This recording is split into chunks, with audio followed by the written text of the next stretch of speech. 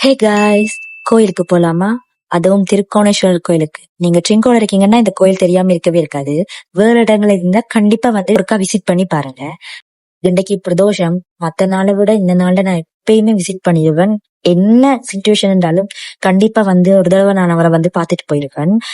And எத்தனையோ பிரச்சனைகள், எத்தனையோ தடைகள், எனக்கு இப்ப கூட என்ன வழின்னு தெரியாத ஒரு சில சிச்சுவேஷன்ல நான் நம்பினது கடவுள் மட்டும்தான். இதுக்கப்புறம் லைஃபே இல்ல, லைஃப் முடிஞ்சு போச்சு அப்படி என்று இருந்த டைம்ல கூட இல்ல இல்ல உனக்கு நல்ல வழி இருக்குது, நான் காட்டுறேன், கொஞ்சம் வெயிட் பண்ணு என்று சொல்லி சொன்னது.